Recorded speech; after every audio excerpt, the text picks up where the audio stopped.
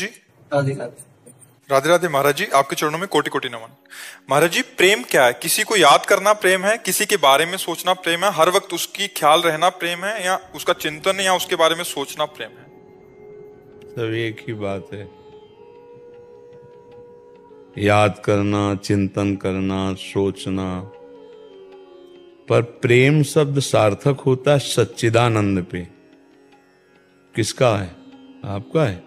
आजकल जो प्रेम शब्द का प्रयोग पार्थिव पांच भौतिक शरीर के भोग को कहा गया, उसे प्रेम नहीं, उसे काम कहा गया है। ये जो पुरुष स्त्री संबंधी आकर्षण है, बोले प्रेम है, इसे काम कहते हैं, प्रेम नहीं कहते। प्रेम होता है सत चिद आनंदमय। प्रेम होता है प्रतिक्षण वर्धमानम। प्रेम होता है कामना रहितम। प्रेम होता है सूक्ष्मतरम। प्रेम होता है अनुभव स्वरूपम। समझ रहे हो ना? अब क्या समझोगे प्रेम के विषय में? प्रेम तो बड़ा सूक्ष्म विषय है, पर हम इतना बताते हैं कि जैसे अपनी माँ से प्रेम है, बहन से प्रेम है, तो वहां हमारे दूषित भाव तो नहीं होते, पूज्य भाव होते नहीं होते। जैसे जवान बेटी अपने पिता के गले लगे तो काम भाव थोड़ी आ जाएगा। तो देखो, लौकिक भावना में भी काम की बस नहीं चलती। तो सोचो, प्रेम जब जागृत होगा तो चराचर जगत में अपने इष्ट के सिवा और कुछ दिखाई ही नहीं देता है। जब प्रेम जागृत होता है तो सतचित आनंद में प्रेम है, सतचित आनंद का ही अनुभव होता है। काम जब जागृत होता है, काम की पहचान होती है, वो देह भाव में आसक्त होता है, उसमें कामना होती है, उसमें सुख लेने की इच्छा होती है। तब हमारे को लगता है कि हम इससे प्रेम करते नहीं। वो कामना होती है, मोह होता है, राग होता है, लौकिक आसक्ति होती है, प्रेम नहीं होता है। प्रेम बहुत हट करके है। और अगर हमारा प्रेम हो जाए तो माँ से भगवान की प्राप्ति हो जाए, पत्नी से भगवान की प्राप्ति हो जाए, पुत्र से भगवान की प्राप्ति हो जाए, और चराचर जगत से, कुत्ते से भी भगवान की प्राप्ति हो जाए, ईंट पत्थर से भी भगवान प्रकट हो जाए, खंबे से भी भगवान प्रेम हो जाए, कहीं भी प्रेम।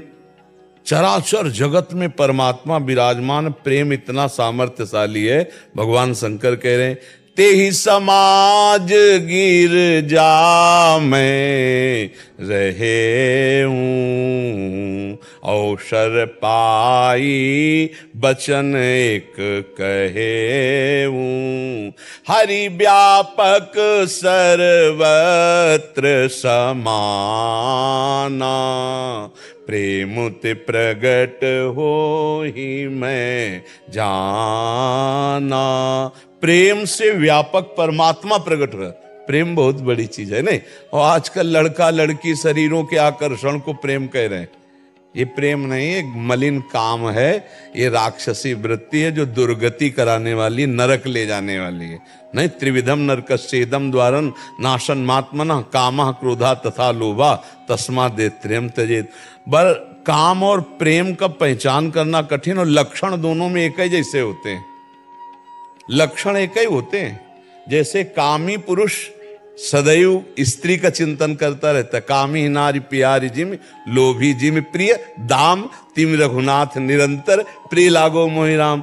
तो कामी को भी नींद नहीं आती, कामी को भी वही गली पसंद आती जिसमें उसके कामना पूर्ति होती। और ऐसे प्रेमी को भी होता है, नहीं खान पान ते भावे है, नहीं कोमल वसन सुहावे है, उसे सब विषय लगे ते खारा है, हरि आशिक का मग न्यारा है। जो भगवान से प्रेम करता है उसको संसार की बातें, संसार की क्रियाएं, संसार के राग कुछ अच्छे, कोई भगवान की चर्चा सुना दे, कोई भगवान का प्रियजन मिल जाए, जैसे काम में उसकी कोई चर्चा सुना दे जिसको हम प्यार करते हैं, उससे कोई मिला हुआ मेरे से बात बता दे, ऐसी कोई भगवान से मिला हुआ फकीर मुझे भगवान की बात बता दे, कोई मेरे प्रीतम की, जहां जहां पिय की बात सुने खोजत तीन गहन। बस उसमें स्वसुख है और इसमें तत्सुख है, उसमें मलिन भाव है, इसमें उज्जवल भाव है, इसमें कामना है और इसमें चरम सीमा की निष्कामता है। वो नष्ट होने वाला है, ये प्रतिक्षण वर्धमानम है। प्रेम बहुत अलौकिक वस्तु है, वो भगवान की कृपा से प्राप्त होती है। पर समझ में आ रहा है आपको? यहाँ संसार में कहीं प्रेम नहीं है।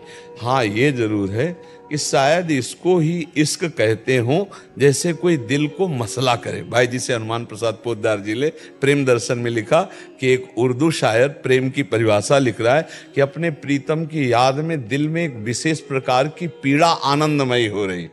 राधा राधा कब मिलोगी प्रियाजू, आज का भी दिन गया आज भी दरस बिन दुखन लागे नयन। हृदय में एक अजीब तरह की पीड़ा, व्याकुलता, ये प्रेम का।